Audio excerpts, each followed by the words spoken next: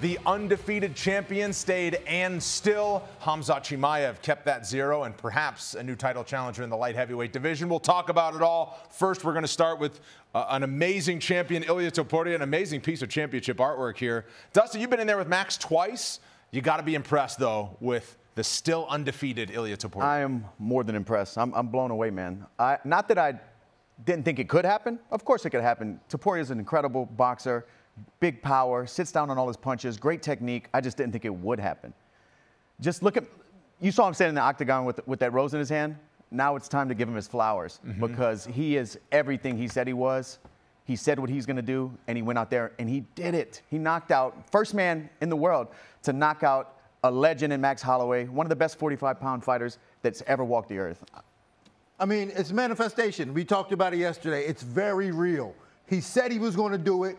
He went out there, he did it. Everything I said that Max needs to do in order to win this fight, he tried. You saw him throwing kicks. You saw him keep his back off defense. It wasn't enough. Ilia Topuria was a heat-seeking missile. Any direction Max went, Ilia was in his face throwing bombs.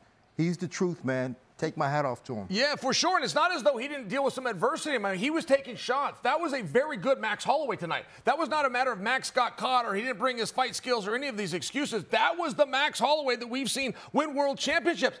He just ran into a guy that was a little bit quicker and a little bit better. One thing that Max has is a reach advantage, and one thing Topuria does possibly better than anybody is to get inside, to reach out and to touch that target, to know where they're at. Topuria, if we could just show the follow-up of this is the big shot, but what Topuria does next is one of the biggest points of the fight, and he slips outside and dug to the body. Nobody does that. Everybody, they keep headhunting. You hurt a guy, you dig to the body. It paid off. That's what helped to lead to the ultimate knockout. When we knew Chael, the fence was hot lava for Max. He had to get off of there, and he couldn't when Ilia applied that pressure that led to the knockout. And Ilia was so calm. I mean, I got to go back to like the way you approach a guy and the way you can stalk a guy. You can't get into the 5-round club. You cannot make it 25 minutes unless you have an ability to do that. And to see Topuria do this guy's brand new. This is his first title defense. He's fighting a fellow champion. People keep forgetting that. Max Holloway is a champion as we speak with the BMF. He did everything so right. Alex Pereira would be one that comes to mind that figured out how to do this in a very short period of time. Man, I got to give it to Topuria. This was very special what we just witnessed. You know what he did well, too, is I think he used his height, his lack of height, to an advantage.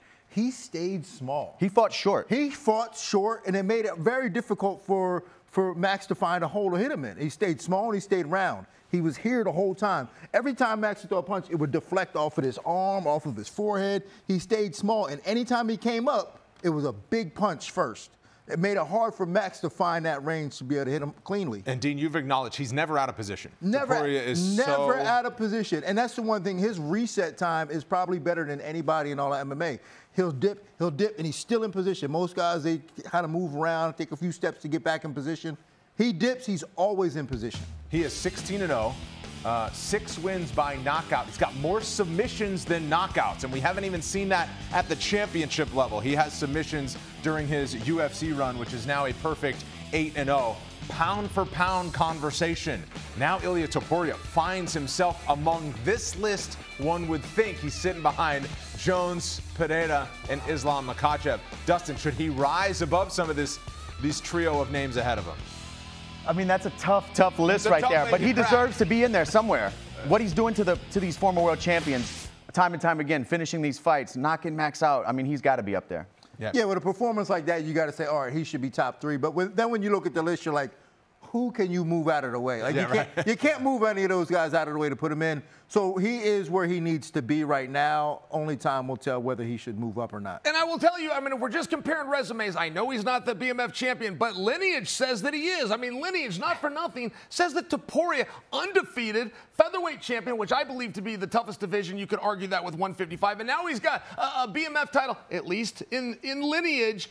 For Mr. Hand Sanitizer, 2 years ago when Patty the Batty and him are throwing hand sanitizer, you guys remember? I had to go look him up. I think, man, this guy better not get in Patty the Batty's wheelhouse or Dana will bounce him because Patty's a hot commodity. All of a sudden, Topuria's in the conversation with Sugar Sean and Pierre for the biggest draw in the sport. Yeah. Well, where'd that come from? Mr. Topuria, Hand Sanitizer? If you guys leapt him over John Jones, then Dana would have a problem with it. Oh, that ain't happening. That AI ain't even going to do that. He definitely belongs among those top champions in the UFC. That was brilliant. right now. That AI was brilliant.